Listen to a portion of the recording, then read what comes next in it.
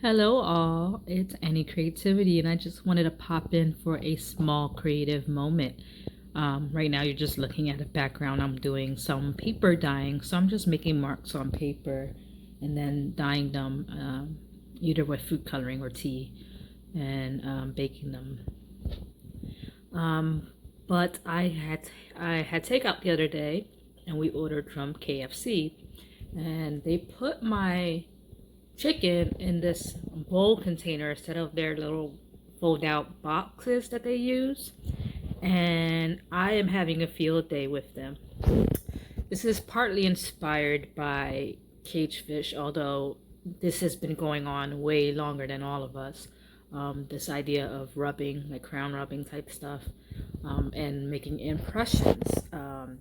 You could probably even use this. I think it would be great to use on a jelly plate, but for now I just like making marks with the ink pads and rubbing them down. So this is the little plastic container lid from KFC, and you can see that there's these ridges. Now can you hear that? Like they're I guess like embossed.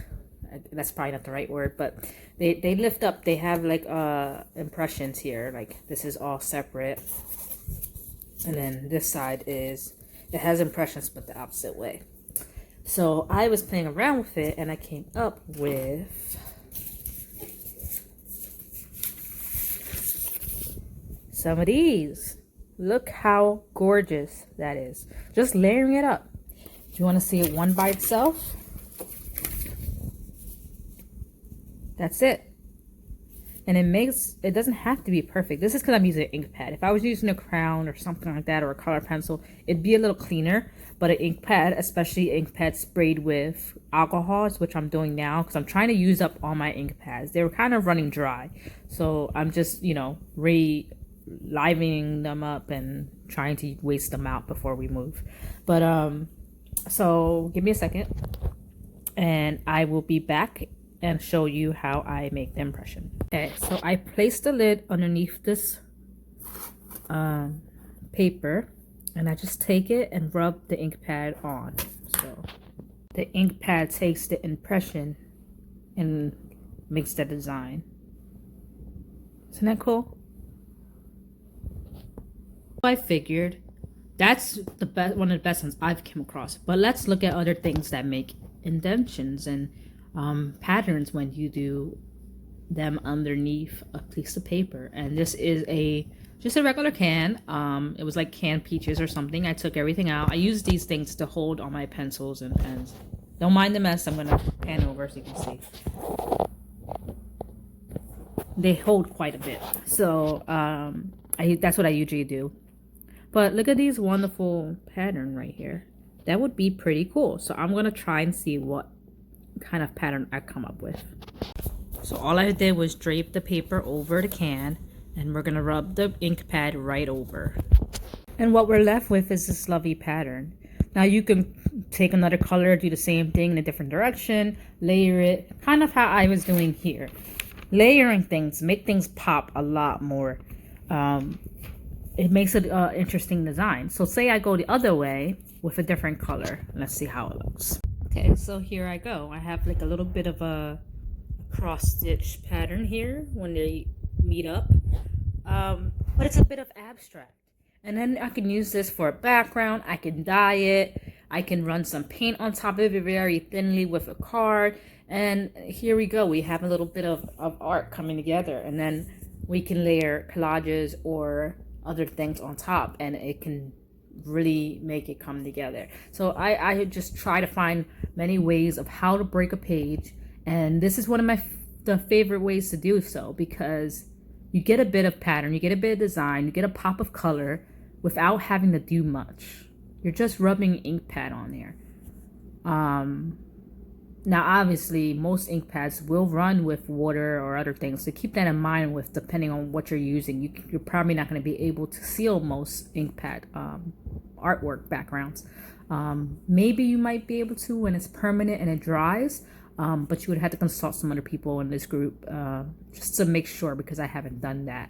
I know that other ones I have, like the Ranger ones and stuff and the distress ones, they will run when you add alcohol or water or anything like that. But it can add an actual cool effect to it, because I'm into this distress, messy look in the backgrounds. I think the grungier, the cooler. Like, so just think about what surfaces do you have? What can you rub against? I have a whole bunch of different things I can use. For instance, the side of my radio speaker has this bit of design. So let me rub a paper with ink against it. Now be careful that you're not putting the ink on the actual item. You're putting it only on the paper to lift up the design. But let's see what design we get with that. Now it's not perfect. The design is just like a ghost of it. You get these little blocks there, but that was cool. And then you can add a different design over it and keep building on these different patterns that you're bringing up. And then these are good to go. Like, you're good to add another color in there and then start working on it. So just look at what is around you. Take a look and see if they have impressions.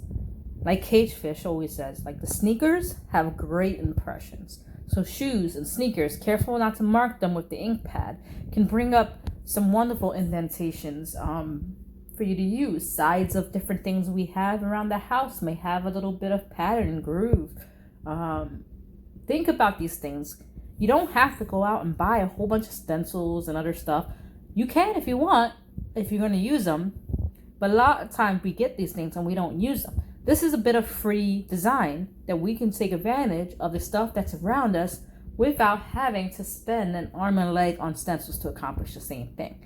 So, I mean, again, I was inspired by Cagefish. But again, we do this with kindergartners. They get leaves and other things, and then they color on top of it, and it makes an impression. So one thing I've learned in doing my Comp Book 2020 and reading about creativity and inspiring and making ideas is that children are most creative. So think childlike. What do children do? How do they create things? And get in touch with that, and you're more likely to find some very interesting things that elevates your art. So that's all I want to share with you. I may show you a couple more things that make impressions, but I'm not going to make any more work here. I want to, give the floor to you guys. I want to see what things that you come up with, what designs that you find in your home. And if you do this challenge, please tag me either in Instagram. My Instagram name is Annie Creativity, or you can even join our Facebook group, and it's Annie Creativity's Creations and Inspirations. So if you do this challenge, finding things that are in your home and finding ways to make a mark with them, please post them in that Facebook group, tag me in the Instagram. Let's see if we can inspire each other to look at things in a new way. All right. Stay safe, y'all. And remember to always be creative.